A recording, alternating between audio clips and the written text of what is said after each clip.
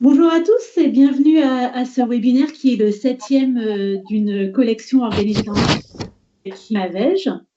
Je suis Solène Le Hérisset, je travaille à VG Police Valais et on est chef de file de ce projet. Je tiens avant tout à remercier tous les partenaires qui ont contribué aux résultats qui vont vous être présentés aujourd'hui et bien évidemment un merci particulier à nos 4 orateurs. Sur cette dia, c'est une dia très classique des modalités pratico-pratiques d'organisation d'un bon webinaire. Juste vous informer que le webinaire est enregistré et sera disponible en replay dans les jours qui viennent. Pour revenir au projet, sur la dia suivante, donc Climavège, c'est l'association de deux mots, climat et végétal. C'est un projet qui porte sur la transition et la durabilité des systèmes de production végétale face au changement climatique. Il a démarré en février 2021, une durée de 4 années. Il implique 80 partenaires autour de 4 tâches de travail. Attention au micro, s'il vous plaît. Et donc, il est impacté sur les deux régions, Bretagne et Pays de la Loire. Donc, Climavège est cofinancé par les partenaires, bien sûr, mais également par deux régions, la région Pays de la Loire d'une part et la région Bretagne d'autre part. Donc, nous les remercions vivement pour leur implication dans le cadre de ce projet. Donc, Climavège, c'est un projet articulé autour du triptyque que vous voyez là sur la droite de l'écran, eau, sol, plantes. Il y a des actions vraiment de différentes natures, à la fois des ateliers participatifs, des travaux de recherche, de l'expé. D'ailleurs, le webinaire d'aujourd'hui est vraiment une belle illustration de cette diversité d'actions. Vous l'aurez compris, on arrive à la fin du projet. C'est la raison pour laquelle cette série de webinaires est organisée. Et les partenaires, pendant ce laps de temps, vous présentent donc les résultats qu'ils ont pu acquérir pendant 4 années.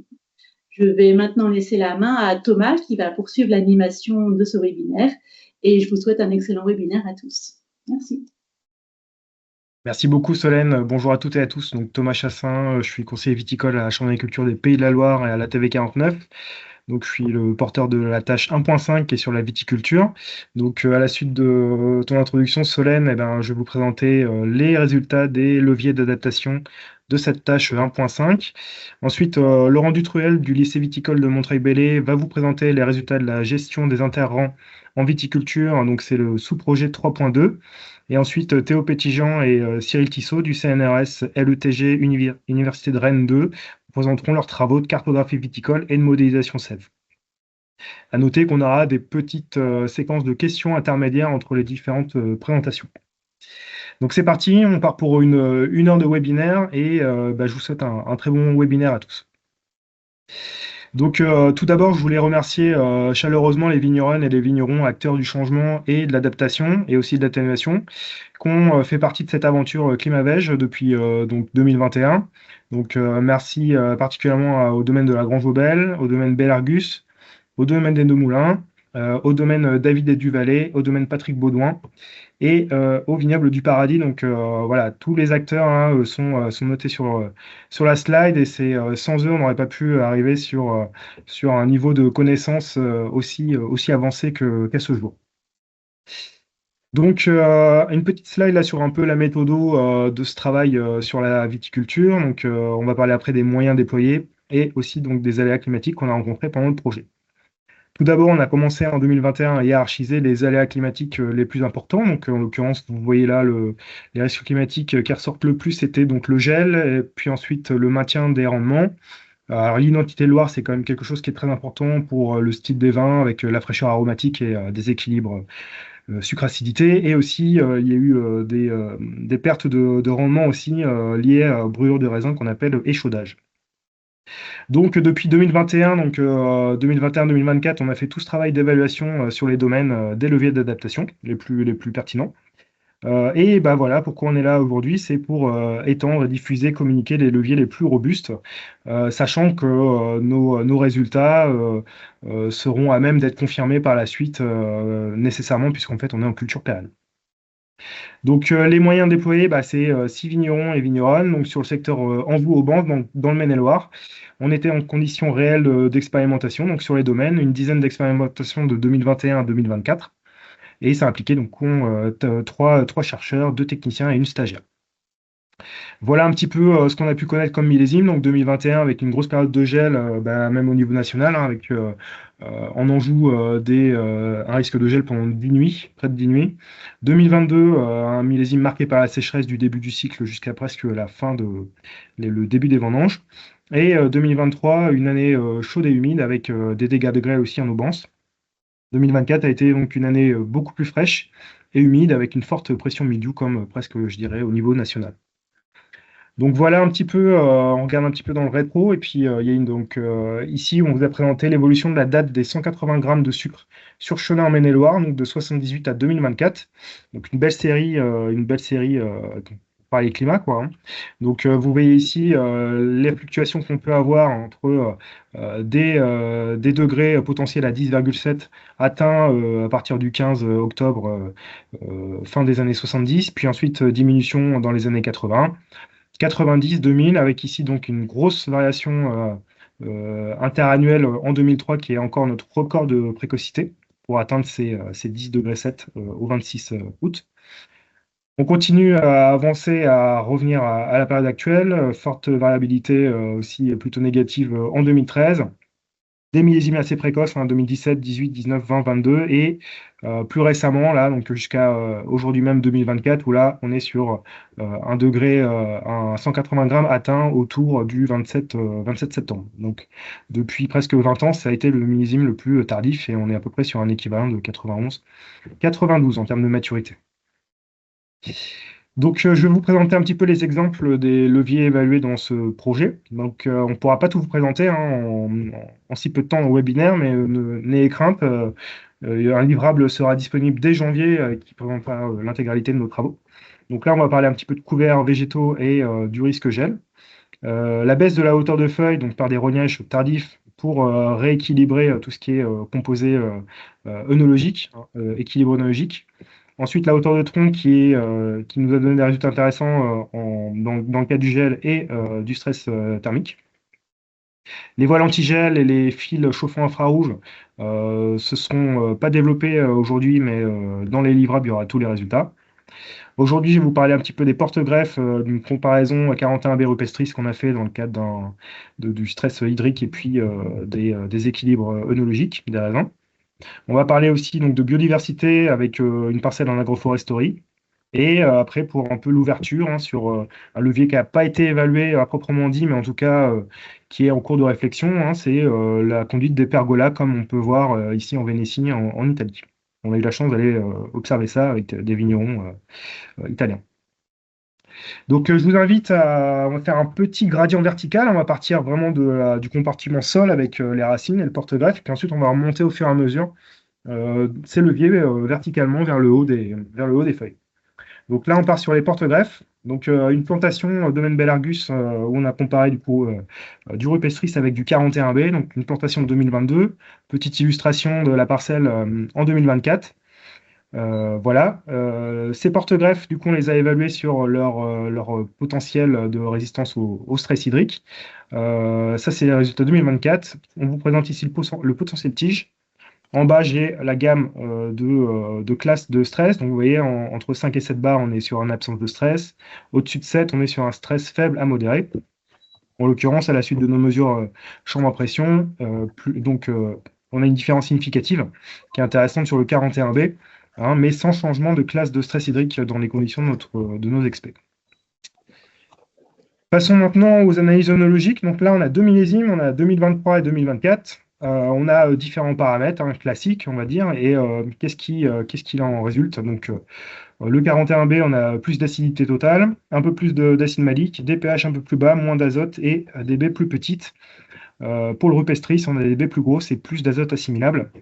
Et c'est à peu près en adéquation avec une méta-analyse qui a été publiée par les chercheurs espagnols. Donc, vous avez la ref ici. On remonte un petit peu, maintenant on passe au-dessus du sol, on va parler un peu de la hauteur de tronc. Donc là, vous avez une illustration d'une souche qui est ici, donc on est à 60 cm et on monte jusqu'à 1 mètre. Voilà, c'est du grelot noir. On a fait ça sur deux parcelles, donc une parcelle de grelot noir qui compare la ramification usuelle en Vallée de la Loire, en tout cas en Anjou, 60 cm avec des troncs montés à 110.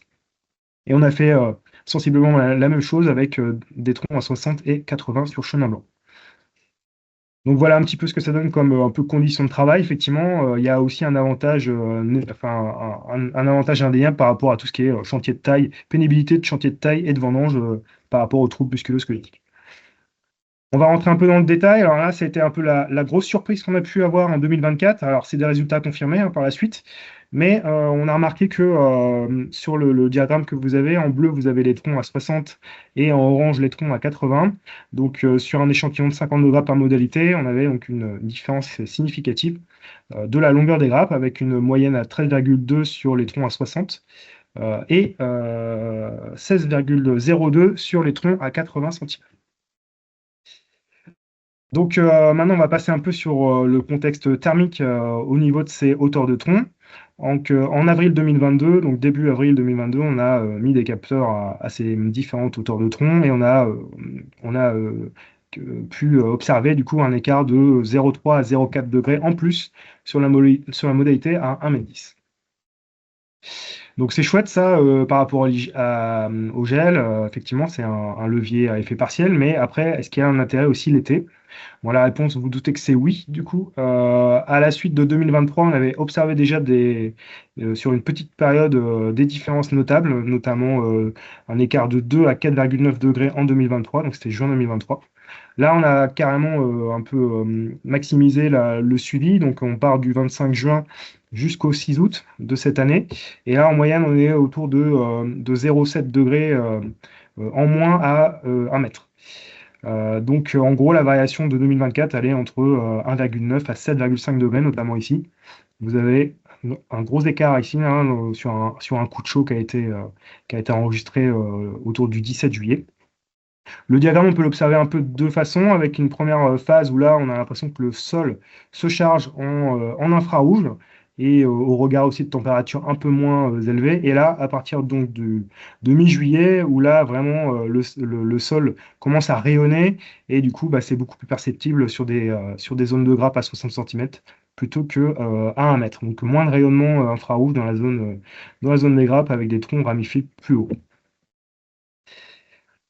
Alors maintenant, on va essayer de combiner les leviers d'adaptation à effet partiel avec le niveau 3, le porte-greffe couplé avec la hauteur du tronc. Donc c'est une parcelle qu'on a suivie donc, aussi au domaine Belargus. On a un petit peu voulu voir ce que ça donnait en termes de richesse en chlorophylle des feuilles. Donc c'est l'indicateur SPAD.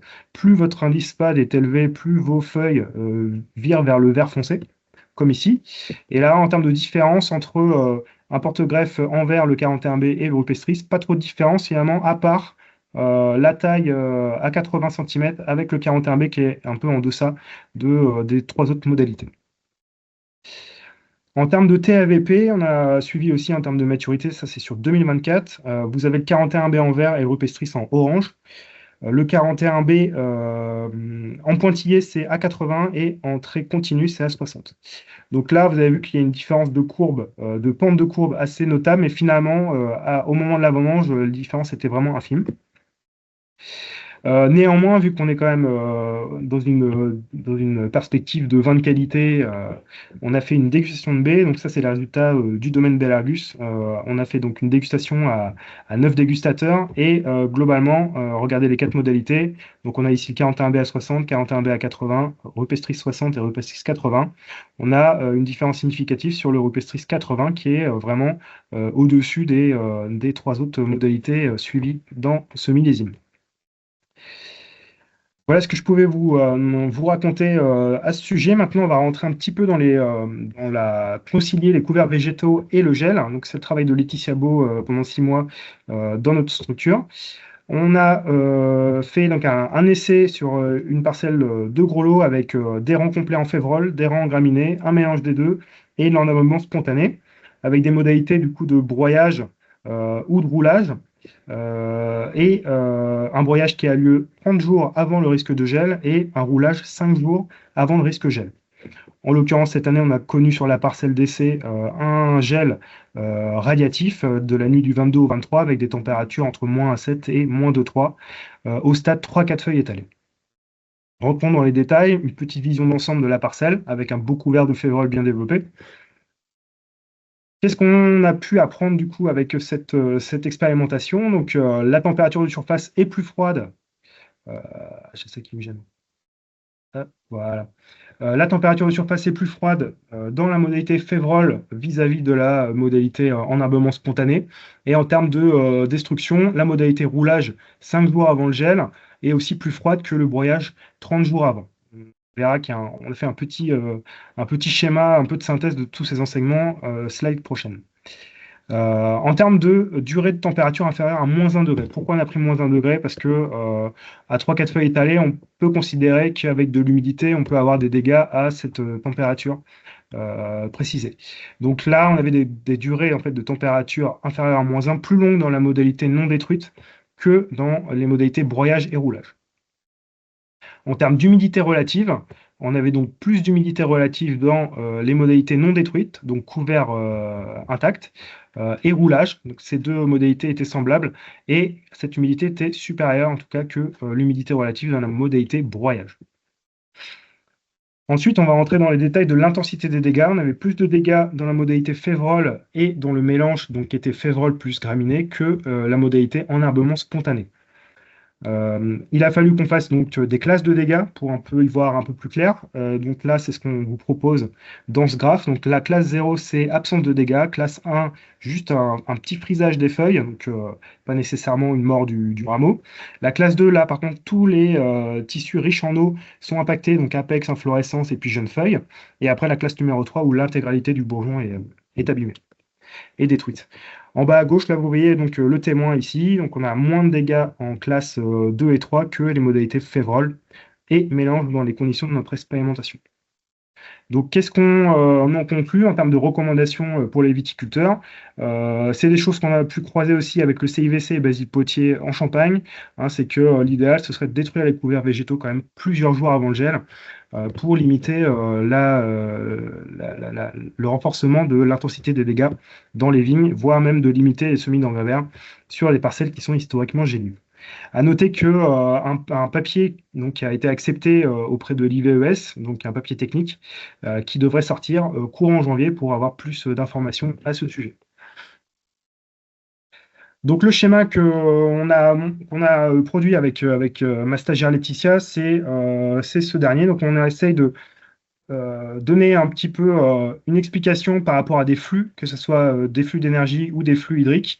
Donc là, tout ce qui est en rouge, c'est l'accumulation de chaleur en phase diurne. Et ensuite, on a le petit matin. Qu'est-ce qui se passe? Le matin d'une gelée, là, pour un broyage 30 jours avant le risque de gel. Donc en phase diurne, on a quand même un bon chargement du sol en chaleur pour pouvoir être restitué après dans la partie matinale. Des humidités qui sont quand même inférieures aux modalités suivantes. Et souvent, la température enregistrée dans cette zone est supérieure à la température du point de rosée. Pour les modalités roulage, 5 jours avant le risque de gel. Donc là, le roulage, lui, fait un peu l'office comme une couette un peu sur un radiateur. En fait, on limite du coup l'énergie qui est entrante et aussi on limite l'énergie sortante en phase matinale. De plus, un roulage 5 jours avant, on a volontairement du coup été très proche du risque pour voir aussi les effets. Il va libérer de l'eau finalement, de l'eau constitutive de ces tissus végétaux. Ce qui fait que l'humidité relative est quand même assez élevée, autour de 87%. Et souvent, dans ce cas de figure, du coup, comme on l'a dit précédemment, les températures de surface sont plus froides. Et donc, ces températures sont souvent inférieures au point de rosée. Donc, on a de la condensation et de l'eau qui sort du couvert et de l'eau contenue sous forme gazeuse dans l'atmosphère. Ce qui fait qu'il y a un dépôt de rosée. Et en cas de gel, du coup, cette rosée se transforme en givre. Enfin, pour la modalité sans intervention, où là vraiment le couvert est en place et d'ailleurs on a observé que c'était presque un peu un piège à froid. Donc en phase diurne, par exemple la veille du gel, peu d'entrée de chaleur au niveau du sol, beaucoup du coup d'évapotranspiration végétale. Cette humidité après aussi se condense et puis vous voyez qu'on est autour de 85% dans nos mesures d'expérimentation. Et du coup, on observe aussi donc, des fois des températures inférieures au point de rosée qui entraînent du coup rosée puis après givre, aggravée par la guttation des graminées aussi. Quand vous avez des graminées qui sont à l'équilibre hydrique, elles ont tendance à excréter un petit peu d'eau sur la pointe de leurs feuilles. Voilà ce qu'on a pu observer. Et une petite synthèse, alors voilà, c'est un schéma qui peut se parfaire à la suite de nos observations, mais c'est ce qu'on a pu en tirer, en tout cas, de notre expé 2024, qui a été assez poussé quand même sur la recherche et la compréhension. Ensuite, le niveau 5, la effolière, on va essayer de faire tomber quelques feuilles pour un peu observer ce que ça donne de réduire la hauteur de rognage. Donc, on a fait ces essais en 2022 et 2023 au domaine de la Grange Gobel. Donc là, la photo de gauche vous présente, hop, je fais une petite erreur de, hop, voilà, avant le rognage, donc vous voyez, on était autour d'un mètre 30 à mètre 40 de effolière. Sur le rognage à moins 30%, on est sous le fil de tête, donc autour de 99 à 1 mètre de feuilles. En 2022, l'année précédente, on avait encore poussé plus les curseurs, on avait carrément diminué de 50% la foliaire avec une foliaire autour de 70 cm, comparé à un témoin et puis à une modalité moins 30. Quels ont été du coup les enseignements de ces essais de baisse de la foliaire sur 2022? Donc pas de différence significative en termes de poids de vendange par cep, donc sur 27 cep par modalité, avec une modalité témoin, une modalité rognage sévère à véraison et le rognage un peu moins sévère à véraison, donc moins 30%, moins 50%. Et sur le millésime 2023, là, on a changé un petit peu notre fusil d'épaule en termes de modalité. On a voulu voir un peu la temporalité finalement du rognage. Est-ce que le faire à fermeture de la grappe a une influence ou le faire plutôt au stade véraison? La réponse est plutôt non. On n'a pas eu de différence significative sur nos essais concernant la baisse de la foliaire. Sur les analyses ionologiques, et c'était quand même un peu pour ça qu'on les a faites, donc en 2022, on avait une diminution de 0,8 degrés potentiel, 2023, 0,9, et aussi on avait 0,55 grammes, donc un demi-gramme de malique en plus, que ce soit en 22 ou 23. Toujours dans le prisme de la qualité des raisins, on a donc fait une dégustation de baies avec un petit diagramme radar. Vous voyez que les différents paramètres qu'on a pu déguster, il y a assez peu de différence entre le témoin qui est en rouge avec les deux autres modalités. En l'occurrence, on a juste l'aromatique de la pulpe qui est un petit peu moins mûr, on va dire, dans les modalités R30 et R50. Néanmoins, on avait tout ramassé au moment où le témoin était mûr, donc il aurait fallu peut-être faire des dégustations de baies peut-être décalées aussi pour voir après combien de jours il aurait fallu en plus dans les modalités rognage plus bas, niveau maturité de l'aromatique de la pulpe.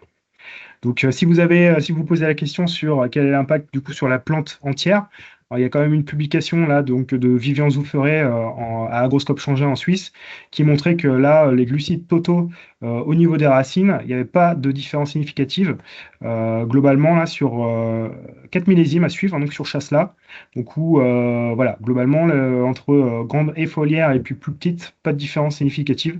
Donc ça nous a un peu rassuré. Néanmoins, il faut quand même garantir, vu que vous avez moins de feuilles, la qualité de la protection phytosanitaire au niveau de cette effolière réduite. Eh bien, j'en ai presque terminé, du coup. Juste, on va parler un peu de biodiversité. Donc, voilà une parcelle en agroforesterie au domaine des Deux Moulins, où donc, il y a 4 blocs de vignes avec une haie arborée entre chaque bloc. Et donc, les cépages sont Schiacarello, Syrah, Tempranillo et Malbec. Donc, on a posé des petits pièges au sol, comme sur la photo ici. Donc, un dans la haie arborée, un dans l'interrang ou proche, et ensuite plusieurs dans la vigne, vraiment. Donc là, on a un peu le nombre d'individus observés dans chaque piège. Ici, on a le compartiment vigne, ici, la haie arborée. Ici, plutôt la tournière, et ensuite l'interrang auprès de la haie, puis ensuite un interrang qui est décalé vraiment en plein milieu des vignes. Donc, on retrouve finalement une équivalence entre ce piège vigne et interrang au milieu des vignes et un gradient qui va en diminuant quand on s'éloigne de la haie. Donc c'est assez intéressant ces résultats puisqu'on a assez peu de références d'agroforesterie en milieu septentrional. Donc là, on peut conclure que pour 2024, en tout cas, on a une plus grande diversité de familles d'espèces d'arthropodes. Surtout, on avait beaucoup d'araignées, d'hyménoptères et puis quelques diptères qui étaient là-dedans pour un peu nous permettre de toucher du doigt la biodiversité liée aux haies.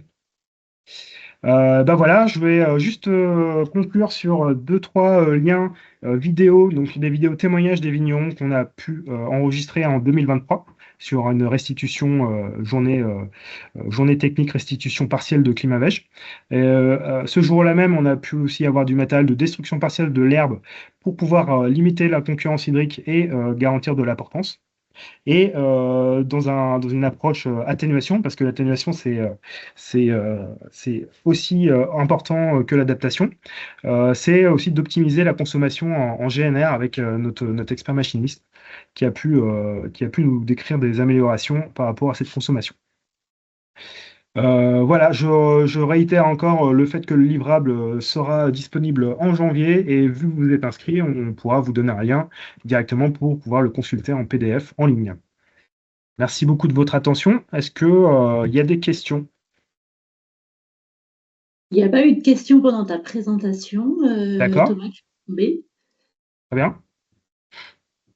Et ben du coup, est-ce qu'on enchaîne et on prend les questions après ou Oui, je te propose qu'on enchaîne. Et puis, Allez, si vous parfait. avez des interrogations, n'hésitez pas à les noter. Ah, un teasing sur les bâches, faut-il demander. Ah bah ce sera dans le livrable. Ah, je vais pas avoir le temps malheureusement, mais en tout cas, on a eu des résultats très encourageants, effectivement. Ouais. Donc là, dans les modalités, ça fait donc un essai domaine Patrick Baudouin, on avait donc un écart de 1,5 degré à presque 2 degrés sur Bonjour. 2024. Donc assez satisfait, et puis du coup, moins de dégâts sous les voiles. Ouais. Merci, Thomas. Bonjour, puis-je poser une question? Je vous écoute? Oui, vous m'entendez? Je vais essayer de la poser en direct, mais apparemment ça marche pas. Il n'y a pas de comparaison par rapport à un sol sans herbe, sans couvert? Alors en fait, on avait une modalité du coup broyage de l'enherbement spontané qui finalement avait des températures de surface les plus élevées puisqu'il n'y avait rien qui entravait la diffusion infrarouge du sol. Je parlais du gel, hein. Oui, Oui, d'accord. Ok, merci. merci.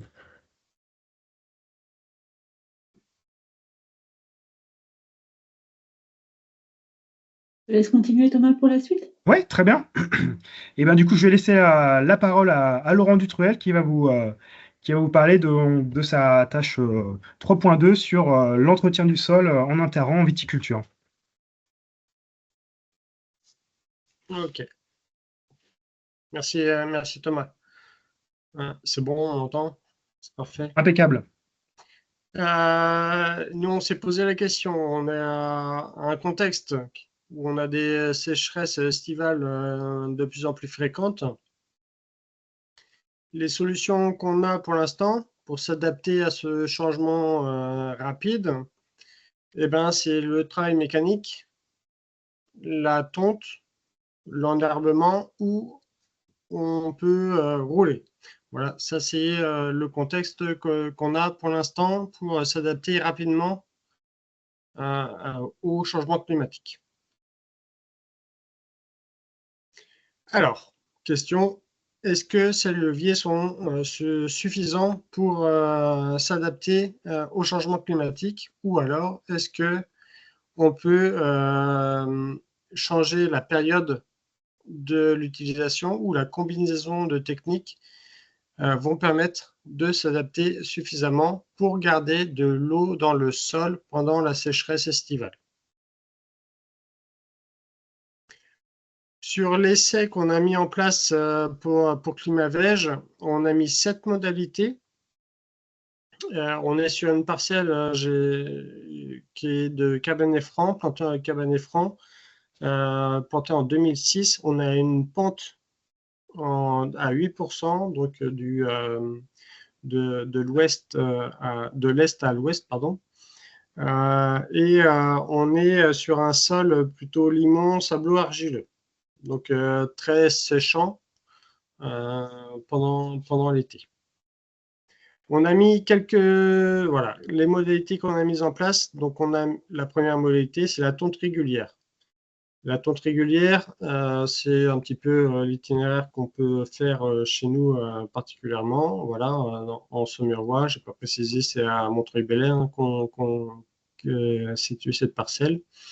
Ensuite, on a le binage régulier. Donc, On va travailler le sol pour désherber mécaniquement les interrangs. Je n'ai pas précisé. Hein. Le cavaillon n'est pas travaillé mécaniquement sur toutes les modalités. Une autre modalité où on a tondu d'abord et après on a laissé monter à fleur pour en fait que le cycle des plantes adventices puisse se terminer et sécher d'elle-même. On a deux modalités de roulage, donc en février-mars, fin de printemps, début de printemps, pardon, et roulage en fin de printemps. Ces deux modalités, en fait, pour faire un roulage, on a semé de l'avoine l'automne avant l'expé, à chaque fois, chaque année. Autre modalité, c'est une tonte puis un binage. Donc, on tond d'abord et avant la période estivale, on fait un binage. Donc, on travaille le sol pour détruire cet enherbement. La dernière modalité qu'on a testée, c'est un binage d'un côté du rang et de l'autre côté, on a tondu, comme on peut faire aussi régulièrement sur le vignoble.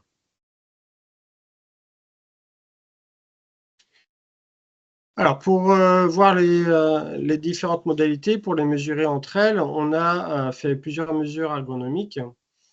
D'abord, on a mesuré la disponibilité de l'eau dans le sol via des sondes tensiométriques. Alors là, sur la photo, c'est un exemple de sonde tensiométrique. Donc, les sondes tensiométriques, on en met une à 30 cm de profondeur dans le sol et une à 60 cm. Et on a 3 couples de sondes par modalité. On a suivi la phénologie pour voir s'il y avait des avances ou des retards sur cette phénologie par rapport à la disponibilité de l'eau dans le sol. On a suivi l'indice chlorophyllien avec le SPAD aussi, comme faisait Thomas précédemment. Plus c'est vert et plus c'est chlorophyllien, donc plus on a d'alimentation en eau et en azote, et moins plus c'est jaune et plus on est faible en eau et en azote.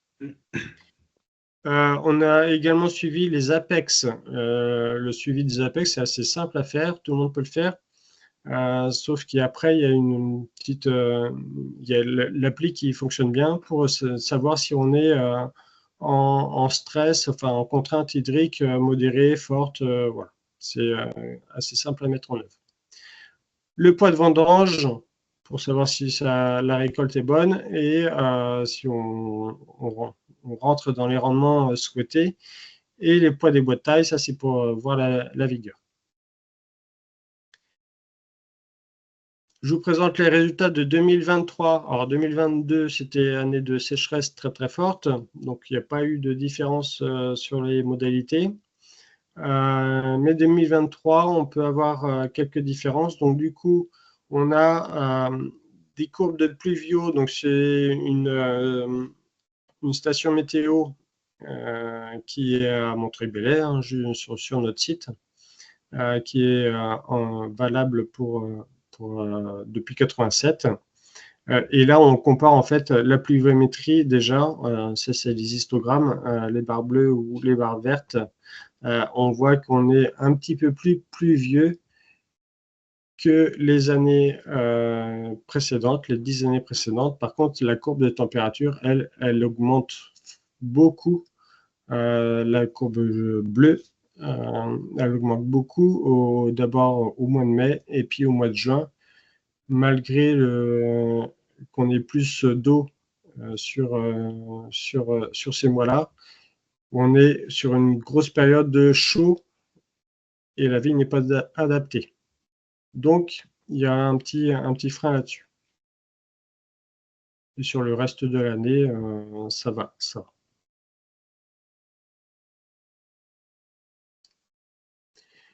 Si je regarde les résultats des sondes tensiométriques, Donc là, je vous montre les résultats à 60 cm de profondeur sur l'ensemble des modalités. Je ne vous montre pas à 30 cm. Je focalise sur 60 cm parce que c'est à cette profondeur quand la vigne recherche ses ressources, parce qu'à 30 cm au-dessus, là, ça s'évapore très rapidement. Qu'est-ce qu'on s'aperçoit? Eh ben, quand on a un gros épisode pluvieux, je vous avais dit qu'au mois de juin, il avait beaucoup plu, mais que c'était chaud. Donc, on a un rechargement de l'eau dans le sol très rapidement, enfin très rapidement, pour être à 0 centibar fin juin. Plus on est bas en centibars sur les sondes tensiométriques, ça veut dire le sol est saturé. À 0, on est saturé. Et plus on augmente en centibars, et plus on commence, enfin que la vigne, ou la plante en tout cas, met plus de force à aspirer l'eau. Ça augmente légèrement. On n'est pas encore en contrainte ici au début juillet, mais on voit qu'il y a quand même des évolutions qui se passent. Il y en a qui consomment beaucoup plus que d'autres.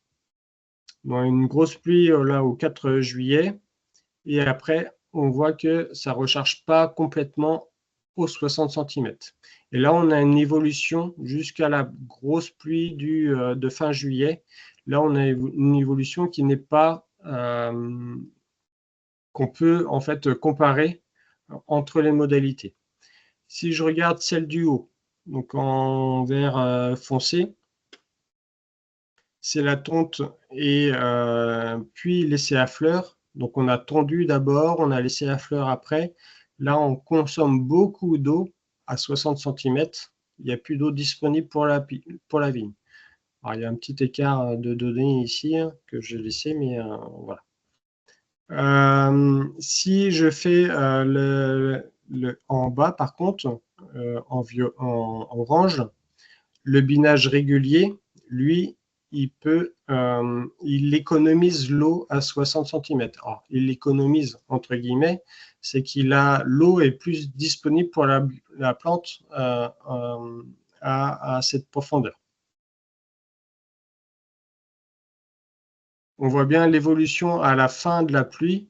Il y en a qui redescendent, il y en a qui sont pas comme il faut, qui devraient redescendre aussi, mais qui consomment beaucoup trop parce qu'elles ont pompé à 30 cm de profondeur. Elles ont déjà pompé l'eau avant qu'elle arrive en profondeur à 60 cm.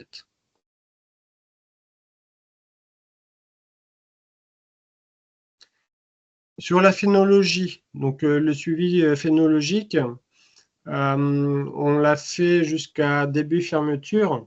On n'a pas de grosse différence. On a quand même la différence à quelques jours près. Donc, on a 2 jours près de différence sur la tonte régulière. Donc, quand on tond régulièrement, on retarde la phénologie jusqu'à début fermeture. Et les autres sont à peu près normales. Mais il y a un petit effet tonte régulière qui fait qu'on retarde un petit peu la phénologie.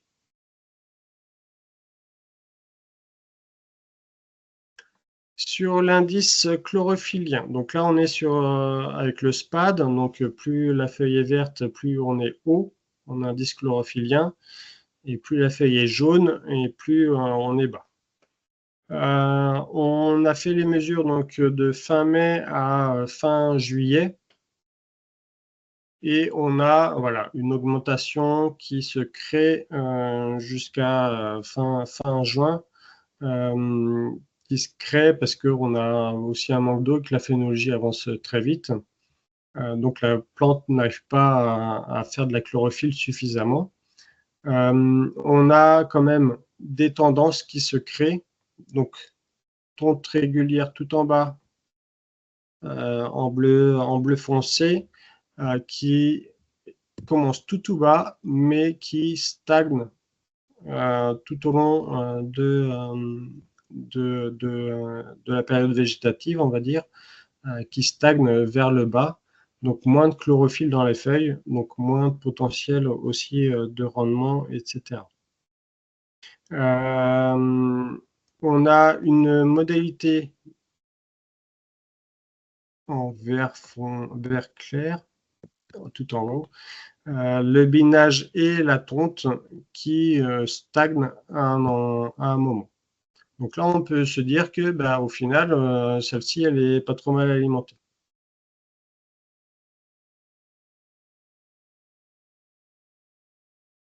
On a fait une petite comparaison donc au 28 juin, donc à peu près la moitié de ce qu'on a vu précédemment. Donc une petite comparaison. Donc on a la première modalité TR qui est très très basse, qui est statistiquement différente de toutes les autres modalités, sauf la tonte puis floraison. Donc ça, c'est d'un point de vue statistique, elle est différente, elle est pareille, celle-ci, tonte régulière et tonte puis floraison, elle est d'un point de vue statistique la même. Par contre, toutes les autres modalités sont différentes. Et on a une grosse différence avec le binage régulier et le binage et la tonte. Donc ça, c'était des mesures au 28 juin. Sur l'indice de croissance des apex. Donc on mesure les apex, on voit s'il y en a qui sont en croissance pleine, il y en a qui sont en croissance ralentie ou les autres qui sont secs. Les modalités, les cases en vert, ça veut dire qu'on n'a pas de contrainte hydrique. Les modalités en orange, ça veut dire qu'on a de la contrainte modérée. Et les cases en rouge, ça veut dire qu'on a de la contrainte sévère. Et là, en fait, on n'a pas de différence jusqu'à mi-juillet, début juillet, pardon. Par contre, fin juillet, là, on commence à avoir des différences entre les modalités. Et on a une modalité qui se détache, c'est le binage régulier. Donc, on désherbe mécaniquement l'interrang, mais par contre, là, on voit que la vigne est moins stressée d'un point de vue alimentaire, alimentaire en eau. Donc là, elle est moins stressée. On n'est qu'à fin juillet. On n'est pas encore à l'ahoutement. Donc ça, c'est intéressant de savoir que ma vigne peut rester encore dans un bon... qu'elle peut être bonne encore jusqu'à l'ahoutement sans être en stress.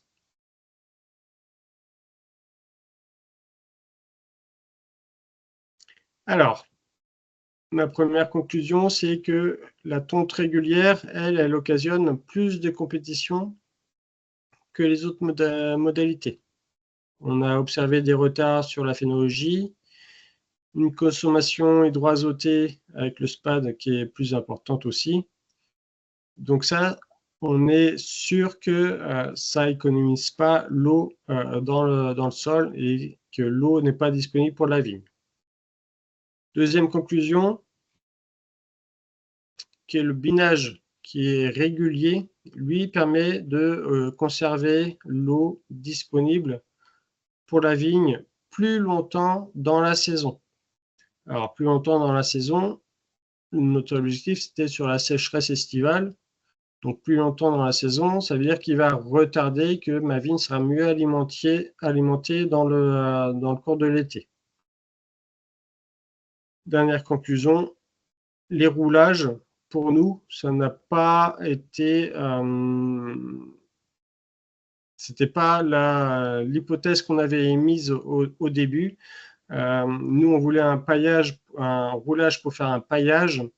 On n'avait peut-être pas assez de biomasse pour faire un paillage suffisant. on n'avait peut-être pas assez ou alors le temps qu'on a mis pour le faire. On voulait le faire en fin de printemps, début d'été, juste avant, en fait, pour que ça couvre. En fait, ça n'a pas été suffisant. Et du coup, ça n'a pas permis de favoriser cette modalité pour cet essai-là, en tout cas. Et je vais terminer là-dessus. Très bien. Merci du coup, Laurent, pour ces conclusions riches d'enseignements. Est-ce qu'il y a des questions, du coup, Solène? Pas de questions dans le chat, non. Pas de questions? Ok. Non. Il est 17h46, on va avoir tout pile poil le temps d'enchaîner du coup. Là, ça va être donc la partie de Théo Petitjean et de Cyril Tissot sur tout ce qui est cartographie et modélisation. Je vais juste essayer de donner le contrôle. Hop, voilà, ici, c'est parfait. C'est magnifique. À toi, Théo. Il y a une question avant, Solène, tu veux qu'on la prenne ou... Oui, effectivement, peut-être on va la prendre dès maintenant.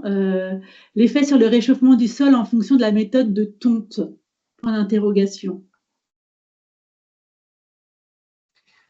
Alors, je vais répondre, ouais, quand il y a un couvert végétal, le réchauffement du sol est moindre. Par contre, si on tond ras, le sol se réchauffe plus vite. Par effet de radiation, en fait, hein, les rayons du soleil atteignent moins le sol, donc on a moins d'évaporation du sol par rapport à ça. Ouais. Et si on tombe trop ras, là, en fait, on n'a plus d'effet d'enherbement du tout, et on a l'effet inverse, où on sèche complètement le sol.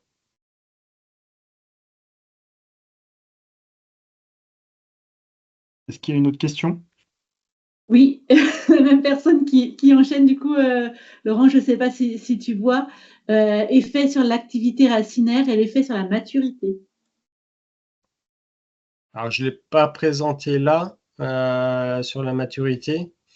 Sur l'effet racinaire, on n'a pas regardé l'effet racinaire de la vigne, ni d'ailleurs des adventices dans l'interrang. Je précise que le cavaillon est travaillé mécaniquement, de toute façon, mais non, on n'a pas regardé l'effet racinaire là-dessus, mais il y a une influence forte des racines des adventices présentes, de contraintes en tout cas, qui peuvent apporter pour la vigne. Donc les adventices ont un enracinement plutôt superficiel, ça dépend des adventices, hein, mais plutôt superficiel, et qui vont consommer l'eau rapidement dès qu'il pleut. Des petites pluies, c'est elles qui vont consommer. Moi, j'ai présenté des résultats à 60 cm, et du coup, il faut des grosses pluies pour que ça rentre en profondeur. Et là, c'est là que la réserve se fait pour la vigne. Laurent. Très bien, merci pour tes réponses du coup, Laurent. Théo et Cyril, à toi de jouer d'abord, Théo. Oui, merci Thomas. Donc bonjour à tous. Je suis Théo Petitjean de l'UMR-LETG à Rennes et je vais vous présenter nos résultats sur la réalisation de cartographie d'indicateurs agroclimatiques passés et futurs à l'échelle régionale. Et dans un tout second temps, je passerai la main à mon collègue Cyril Tissot qui vous présentera les résultats sur les modélisations du développement de la vigne et des systèmes d'adaptation, cette fois-ci à une échelle plus fine, c'est-à-dire à l'échelle de la parcelle. Donc tout d'abord, pour la spatialisation des indicateurs agroclimatiques, on est parti des données mises en ligne sur la plateforme DRIAS, donc des données climatiques au pas de temps journalier. On a pris dans cette plateforme juste un seul modèle, donc le modèle CNRM SEM5 Aladin 63, parmi une douzaine de modèles proposés par la plateforme. Pourquoi? Parce que c'est un modèle médian, aussi bien sur l'intensité de l'évolution des températures et sur la quantité des précipitations. Donc sur cette plateforme, on a aussi plusieurs scénarios du changement climatique. Aujourd'hui, je vais vous présenter des résultats seulement sur le scénario RCP 8.5, qui est dit aussi scénario pessimiste, qui correspond à une augmentation de 2,6 degrés à 4,8 degrés de la température moyenne terrestre d'ici 2100. À noter que, même si je ne vous les présente pas aujourd'hui pour un souci de temps, tous ces travaux ont été faits aussi sur le scénario RCP 4.5. Ça a été réalisé donc sur 3 périodes trentenaires, une période historique, un futur proche qui correspond à peu près à la période actuelle, et un futur lointain de 2071 à 2100. Et enfin, ça a été réalisé sur 2 régions, les Pays de la Loire, qui est une région viticole traditionnelle, et la région Bretagne, région viticole émergente. Et donc à chaque fois que je vais vous présenter ces cartes, je ferai un zoom sur le Layon, donc en prenant le point de grille sur le Layon. Donc il faut s'imaginer que sur un point de grille, vous avez des données climatiques journalières de 1976 à 2100. Donc je commence avec un indicateur générique, la température, mais que j'applique quand même au développement de la vigne, en prenant en compte la température moyenne sur la saison végétative, donc ici mars à octobre. Donc qu'est-ce qu'on observe sur ces cartes? Normal, une évolution de la température, surtout sur le futur lointain. Et quand on zoome sur le Layon, on voit une augmentation de plus 1 degré sur le futur proche et de plus 3,9 degrés sur le futur lointain. Pour nous donner une idée de à quoi ça représente, si on regarde sur les années passées, on voit sur la station Météo France d'Angers-Beaucouzé en 2022, qui est l'année la plus chaude jamais enregistrée en France, que la température moyenne sur la saison végétative était de 17,2 degrés, soit un peu plus que la moyenne qu'on aura sur le futur proche. Et donc, qu'est-ce que représente ce 19,5 degrés dans le Layon sur un futur lointain? Tout simplement, c'est la valeur qu'on a enregistrée avec la station Météo France de Montpellier, cette année même, en 2024. Alors attention, ça ne veut pas dire qu'on aura le climat de Montpellier dans un futur lointain. Il y a plusieurs variables climatiques à prendre en compte. Par contre, ça donne un bon indicateur sur l'intensité du réchauffement. Donc voilà, les températures. Alors après, on a présenté des cartes aussi de pluviométrie. Donc ici, je vous présente le cumul annuel des précipitations. Donc là, à l'inverse des températures, on voit très peu de variabilité entre les périodes. On voit une variabilité spatiale au sein même des régions identiques. Et par contre, si on zoome sur le Layon, cette fois-ci, on pourra voir quand même une variabilité saisonnière. C'est-à-dire que même si on a une quantité de pluie qui va être quasiment identique tous les ans pour ces 3 périodes de temps, on aura quand même des étés un peu plus secs et des hivers un peu plus humides, ce qui pourrait avoir un impact sur aussi le développement de la vigne. Ensuite, donc on a fait des cartographies des risques climatiques. Donc tout d'abord, je vais vous présenter le gel printanier. Ici, le gel est défini avec une température minimale inférieure à 0 degré. Donc par contre, qui dit gel printanier dit forcément modéliser la date de débourrement. Et pour ça, malheureusement, dans la littérature scientifique aujourd'hui, on a beaucoup de mal encore à modéliser le débourrement, en particulier parce qu'on a encore un manque de connaissances sur le fonctionnement de la dormance. Donc, pour m'affranchir de la date de débourrement, ce que j'ai fait, c'est que je présente des cartes après 3 dates seuil qui représenteront cette date de débourrement. Donc, après le 1er mars en haut, après le 15 mars au milieu et après le 1er avril en bas. Et pour ça, je vous représente des cartes du pourcentage d'années gélives après ces dates-là. Donc, par exemple, sur cette première période, donc là, on est sur la période référence après ces 3 seuils, on voit qu'après le 1er avril, on a 30% d'années gélives dans le Layon, tout en sachant que durant cette période, le débourrement en moyenne arrivait autour du 15 avril, donc on avait un risque de gel un peu moindre que ces 30%-là. Si je passe à un futur proche, donc forcément, on voit qu'après le 1er avril, on a une diminution de ce risque de gel. On passe de 30% à 13% dans le Layon. Par contre, si on estime que le débourrement devient de plus en plus précoce, on a toujours un risque de gel existant. On voit 35% d'années gélives après le 15 mars sur le Layon. Et si je regarde dans un futur lointain, après le 1er avril, j'ai un risque de gel qui forcément a quasiment disparu. Donc si j'ai un débourrement après le 1er avril, normalement, je n'aurai pas de gelée printanière. Par contre, on a toujours, si on estime que le débourrement sera encore plus précoce, un risque avec 25% d'années gélives dans le Layon après le 1er mars. Donc, ce qu'il faut garder en tête, c'est quand même que l'évolution de ce risque de gelée de printemps reste quand même incertaine sur tout le siècle. Ensuite, on a étudié un autre risque qui est lié plutôt aux jours chauds, aux périodes de chaleur. Donc pour ça, on a pris l'indicateur du nombre de jours caniculaires par an. Un jour caniculaire, c'est défini en Bretagne et Pays de la Loire par un Tmin supérieur à 19 degrés et un Tmax supérieur à 33 degrés. Pourquoi cet indicateur est intéressant? Parce que bon, des Tmax élevés, forcément, ça va avoir un impact potentiel sur la vigne, aussi bien des phénomènes d'échaudage, blocage de maturité, sécheresse, stress hydrique, etc. Mais aussi les Tmins sont intéressantes à prendre en compte parce que des nuits chaudes, surtout dans la période d'avant maturité, peuvent entraîner une modification de la composition des raisins et de la qualité de la récolte. Donc qu'est-ce que nous montrent ces cartes? Eh bien, sur la période référence, on avait dans le Layon quasiment pas de jours caniculaires en fait. On est à environ en moyenne 0,5 jours par an. Et par contre, si on regarde l'évolution dans le futur, dans le futur proche, on est à plus 6 jours dans le Layon. Et dans le futur lointain, on serait à plus 16 jours dans le Layon. Donc si on compare avec des années déjà passées, toujours avec la station météo d'Angers, donc 2003 qui était une année de canicule, hein, on avait enregistré 5 jours de jours caniculaires, 2019 6 jours et 2022 2 jours caniculaires. Donc si on regarde ces années extrêmes, ça correspond à peu près à la moyenne de ce qu'on a sur le futur proche actuellement, et donc les plus 16 jours, pour l'instant, c'est un événement qu'on n'a jamais connu à Angers. Enfin, on a modélisé la phénologie, le développement de la vigne, la phénologie et la maturité. Pour ça, là, ce que je vous présente, c'est des cartes sur la date moyenne de maturité du chenin à 190 grammes, définie à 190 grammes par litre, et modélisée grâce à l'indice GSR. Donc, ce qu'on voit sur ces cartes, tout d'abord sur la période référence, en 76-2005, on a des dates qui correspondent bien à ce que Thomas nous a montré tout à l'heure, avec dans le Layon des dates de maturité autour du 20 septembre. Si par contre on regarde dans les périodes futures, on aurait moins 13 jours dans le Layon, donc ce qui correspondrait à des maturités, c'est un peu ce qu'on observe aujourd'hui, hein, c'est-à-dire en début septembre, mi-septembre.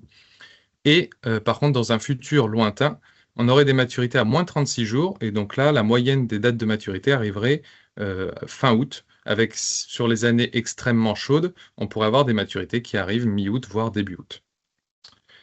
Donc ce travail de spatialisation a été fait aussi sur d'autres stades phénologiques, donc sur les maturités, sur la véraison et la floraison, et sur 4 cépages en tout, donc le chenin, le cabernet franc, mais aussi le chardonnay et le pinot noir, où on a pu voir justement caractériser les évolutions de ces stades phénologiques.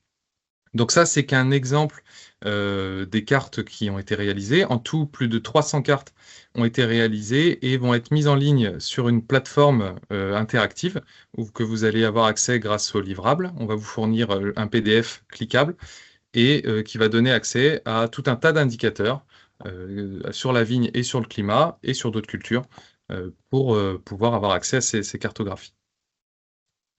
Et je laisse la parole à mon collègue, donc Cyril Tissot.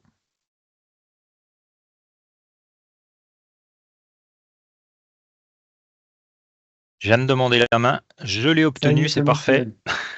Merci beaucoup, donc bonsoir à tous. Cyril Tissot, dans cette dernière partie du webinaire, donc je vais vous parler des travaux de modélisation qui ont été réalisés dans la tâche 1.5 et qui avaient pour objet principal de s'intéresser à l'évolution du cycle phénologique, essentiellement en basant donc les calculs sur la variabilité d'indices bioclimatiques, donc voilà, de la même manière que ce que vient de présenter Théo sur l'indice GSR, donc en utilisant aussi d'autres indices, et de simuler les pratiques agronomiques et les stratégies d'adaptation en fonction de différentes contraintes. Hein. Alors bien sûr des contraintes environnementales, mais aussi intéressées à la structure économique des exploitations et aux contraintes sociotechniques, donc voilà, liées aux stratégies de production à l'échelle parcellaire et compte tenu des différents profils de viticulteurs. Alors, pour faire ça, on a utilisé donc un modèle multi-agent qui s'appelle SEV. Donc, je vous donne juste quelques éléments pour que vous voyez un petit peu la philosophie du paradigme multi-agent. Donc, nos agents, ça peut représenter un peu tout dans le modèle. Ça peut être un viticulteur, une parcelle, un tracteur, un capteur de température, etc. Et l'intérêt, en fait, c'est que ces différents agents, c'est des petits processus informatiques autonomes qui sont capables d'interagir entre eux. Et notamment, nous, ce qui nous intéresse, c'est qu'ils ont des capacités de perception de leur environnement et de l'évolution de cet environnement, mais ils ont aussi des capacités d'adaptation à ces évolutions. Et donc, bien sûr, vous voyez un petit peu la philosophie générale, c'est d'essayer justement de retranscrire ces capacités d'adaptation en faisant varier donc les conditions d'environnement. Et puis un dernier point qui peut être intéressant également, c'est que ces différents agents, ils sont capables de communiquer entre eux. Ça veut dire qu'ils sont capables de prendre des décisions individuelles, mais aussi des décisions collectives pour, par exemple, avoir des stratégies à l'échelle, par exemple, d'un groupement de producteurs ou voilà, d'une petite zone de production, par exemple. Donc, si on essaie voilà, de représenter globalement ce qu'on a essayé de faire dans cette action 1.5 sur la partie modélisation, hein, l'objectif, in fine, c'est de modéliser les itinéraires agronomiques. Et donc, pour ça, on a construit ce qu'on appelle des graphes décisionnels. Donc, vous en avez un à gauche, vous ne voyez pas très bien forcément parce que c'est un peu petit. Mais donc, l'idée, c'est de passer par tout un tas de conditions pour finalement arriver à l'exécution d'une action ou d'un levier d'adaptation. Et bien sûr, ces itinéraires agronomiques ils vont être déterminés en fonction du profil de production, en fonction du profil de l'entreprise viticole. Hein, il est bien évidemment évident que la marge de manœuvre entre un tout petit domaine et puis une très grosse maison ne sera pas forcément la même. On va tenir compte aussi, ça c'est un point important et c'est, je pense, une plus-value intéressante de l'approche qui a été menée dans le cadre de Climavèche, c'est qu'on a beaucoup travaillé sur des enquêtes auprès des viticulteurs, hein, à la fois pour connaître leur perception du changement climatique et avoir des éléments aussi sur leur stratégie à l'échelle voilà, de leur exploitation et aussi également avoir des connaissances expertes sur la vulnérabilité des parcelles, c'est-à-dire savoir effectivement par rapport à différents aléas climatiques, comme le gel, comme le stress hydrique, si les parcelles étaient voilà, plutôt fortement ou faiblement exposées à ce risque. Et donc, on a pu seuiller, à dire d'experts, ce risque pour l'intégrer au modèle. Et donc, à partir de ces différentes données, on va donc pouvoir construire voilà, un itinéraire agronomique modélisé, hein, bien évidemment. Hein, tout ce que je vous présente, ce sont des résultats modélisés qui comportent bien évidemment de l'incertitude. Une fois qu'on a représenté ces différents éléments, le point, je dirais finalement le plus important, hein, c'est les informations qui nous ont été remontées des vigneronnes et des vignerons qui ont participé à l'expérimentation, hein, et qui donc ont permis de documenter bien sûr les exploitations, hein, d'avoir voilà, les différents profils et d'avoir les différentes stratégies qui pouvaient être opérées. Ça nous a permis également d'intégrer aussi, en fonction de la perception du changement climatique, des choix prioritaires en termes d'itinéraire technique ou de leviers d'adaptation qui pourraient être voilà, menés en fonction de différentes contraintes. Et puis bien évidemment, on a la partie, on va dire, un peu plus physique et agronomique au niveau de la parcelle, donc qui va combiner à la fois des données climatiques, je ne reviens pas dessus, c'est ce que vous a présenté Théo juste avant, donc des données à 8 km de résolution pour différents scénarios, et puis des données à l'échelle de la parcelle, donc pour pouvoir notamment calculer des modèles de balance hydrique, puisque le modèle SEV est couplé avec un modèle de balance hydrique qui s'appelle Wallis. Donc ce qu'il faut retenir, hein, c'est que les stratégies d'adaptation, elles vont combiner à la fois des stratégies individuelles et puis des contraintes locales exprimées à travers les entretiens donc, qui ont été menés dans le cadre du projet. Donc, je vous montre juste quelques résultats. Hein. Donc, voilà, à l'image de ce que disaient Thomas et Théo juste avant, hein, l'ensemble des résultats seront voilà, consultables dans le livrable. Là, évidemment, en 1 heure de webinaire, on ne peut pas tout vous montrer. Donc, quelques éléments concernant le stress hydrique avec voilà, 2 parcelles d'exemple hein, dans la zone du Layon. Alors, la parcelle A donc, a donc une réserve utile à 120 mm et la parcelle B qui a une réserve utile à 40 mm. Et donc là, on voit bien qu'effectivement, voilà, on a une augmentation significative des périodes de stress, en particulier sur des stress voilà, forts, avec des contraintes fortes à très fortes, hein, notamment pour le scénario le plus pessimiste. Hein. Vous voyez la différence donc entre en bleu le scénario de référence, en jaune le scénario médian, et puis, enfin on va dire intermédiaire plutôt que médian, et en rouge donc le scénario le plus pessimiste. Donc, ce qu'il faut regarder, retenir 2 choses, c'est que, bien sûr, le temps de réponse et la variabilité, ça va être fonction justement de l'effet voilà, d'inertie lorsqu'on a une très forte réserve utile, hein, comparé donc à une variabilité beaucoup plus importante lorsqu'on est en situation de faible réserve. Et si on regarde un peu le nombre de jours avec une contrainte forte ou très forte, on voit qu'effectivement, on a une augmentation de la contrainte, en particulier pour le scénario le plus pessimiste, avec voilà, une augmentation notamment des journées de stress important sur la période entre véraison et maturité et entre floraison et véraison. Deuxième élément sur lequel on s'est focalisé, hein, c'est d'essayer de comparer un peu finalement les profils d'itinéraires agronomiques qui seraient qui serait voilà, le plus souvent rencontré sur nos simulations dans les conditions futures, puisque là, c'était un peu difficile de faire le distinguo entre différents types d'itinéraires à l'échelle annuelle, parce qu'évidemment, il y a toujours énormément de variabilité, hein, y compris sur les modélisations du futur. Là, l'idée, c'était de voir un peu comment se répartissaient les profils d'itinéraires. Donc, on en a retenu 3.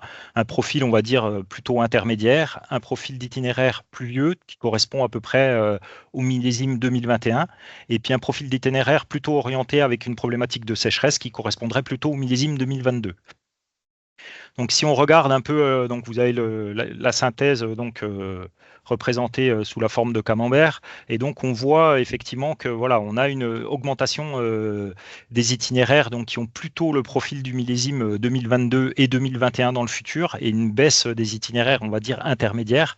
Donc ce qui traduit ce qu'on peut observer dans les modèles, c'est-à-dire une augmentation voilà, des extrêmes, avec, si on va un peu plus dans le détail, donc sur les parcelles A et B que vous avez vu juste avant, une augmentation à peu près de 31% sur la parcelle A de l'itinéraire qui a le profil de l'itinéraire 2022, et une baisse de 31%, voilà, qui est un peu la symétrique sur l'itinéraire 2021.